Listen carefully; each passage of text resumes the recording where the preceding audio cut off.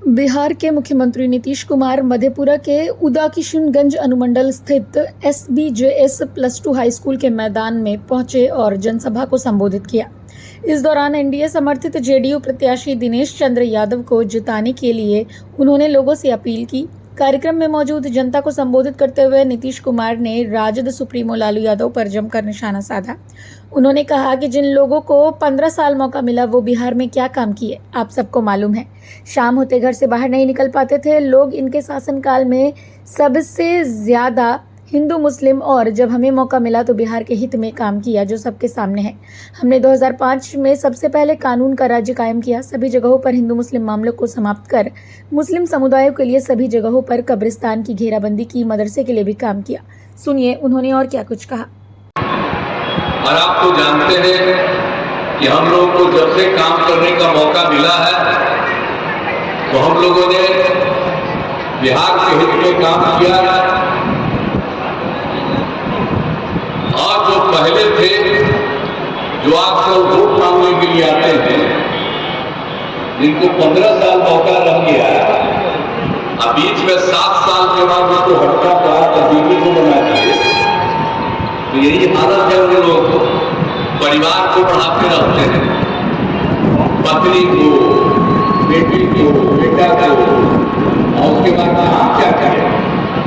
कोई काम किए हमने शुरू में बनवा दिया था, और जब बाद में हमको लगा कि सब गड़बड़ है तो हम तो अलग हट गए। और आप समझ लीजिए कि इन लोगों ने कोई काम किया नहीं।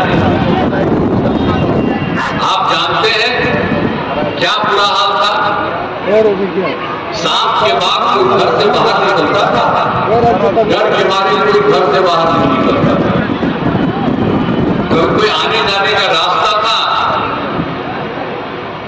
और स्वास्थ्य की स्थिति नहीं थी।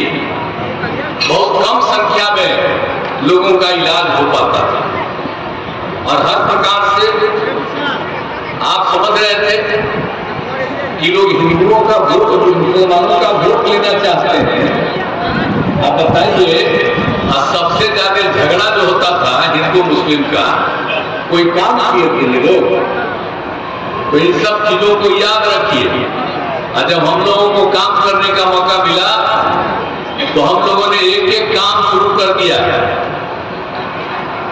प्रेम, भाईचारे और शांति का माहौल बनाया है। आप समझ रहे हैं लड़कियों को पढ़ने में कितनी दिक्कत है, और सबको हमने पढ़ाने का इंतजाम करवाया। और उन सब लोगों के लिए पोशाक की योजना शुरू की, फिर लड़कों के लिए भी पोशाक की योजना, और लड़कियों के लिए हमने साइकिल योजना की शुरुआत की। बाद में लड़कों ने भी मांग किया था हमने लड़कों के लिए साइकिल। मेरा याद करिए कोई साइकिल चलाता था, साइकिल योजना भी हम शुरू कराए। लड़कियां किस तरह से साइकिल चला करके आगे बढ़ी, तो पढ़ाई का भी काम। और महिलाओं को उत्थान के लिए हम क्या किए, जब हमारे 5 बच्चे थे चुनाव लड़ जाए तो हमने महिलाओं के लिए 50% कर दिया। स्टाफ में नगर निकाय का हुआ, उसमें महिलाओं के लिए 50% कहीं नहीं था।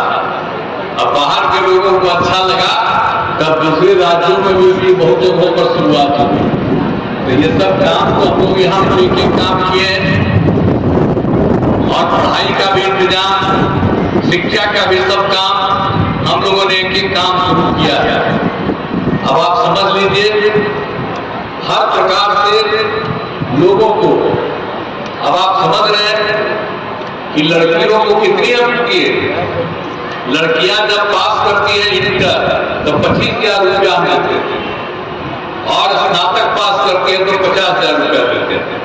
तो एक एक तरह से हम लोगों ने हर क्षेत्र के लिए काम करना शुरू किया। और आप समझ लीजिए क्या हालत था पहले। पढ़ाई नहीं होती थी तो आप समझ रहे थे प्रजनन दर कितना ज्यादा था। आप 2005 में प्रजनन दर 4.3 था। जब बालिका शिक्षा हो गई तो हम लोगों ने उसका भी अध्ययन कराया। सब जगह कहाँ था, यहाँ भी कहाँ पति पत्नी ने पत्नी मैट्रिक पास है तो 2 होता था और इंटर पास है तो 1.7। अब बिहार में भी जब ये देखा गया तो अगर लड़की मैट्रिक पास है तो प्रजनन दर कम और इंटर पास है तो और कम। तो ये सब काम करके जो शुरू किया तो आप जानते हैं 1.25 साल पहले अब जो प्रजनन दर 4.3 था जो 2005 में अब घट करके 2.9 हो गया। अब इसके बाद बाकी उसका सर्वे हो रहा तो और प्रजनन दर घटेगा। तो आप जानते हैं बिहार का इलाका कितना कम था और कितनी ज्यादा आबादी हो गई थी तो सब जगह से दिक्कत। तो एक एक तरह से सब काम करवाया गया है। तो आप सब समझ लीजिए कि हर प्रकार से सब तरह के काम के लिए हम लोगों ने पूरे तौर पर सब जगह से किया है। और इसके अलावे हिंदू मुस्लिम का भी कितना झगड़ा वोट लेना चाहते हैं तो क्या हाल था भाई इन लोगों का। मदरसा का भी कोई इंतजाम किए थे हम लोगों ने तो मदरसा के लिए इंतजाम कर दिया और शिक्षकों को जो सरकारी शिक्षकों के बराबर उनको वेतन दिया। हिंदू मुस्लिम का झगड़ा होता था कब्रिस्तान जो बना हुआ था हम लोगों का तो हिंदू मुस्लिम के इलाके में था दिक्कत होती थी। और जब हम लोग आए तो सब चीज को रोके और उन्हीं लोगों का अध्ययन करके 8,000 से ज्यादा लोगों का हम लोगों ने पूरा का पूरा कब्रिस्तान की घेराबंदी की।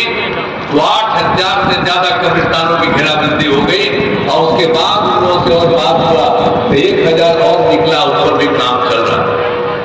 तो हम तो मुस्लिम कम्युनिटी के लोगों को यही कहेंगे कि वो लोग तो कोई काम किए नहीं और झगड़े होता था और हम ही लोग काम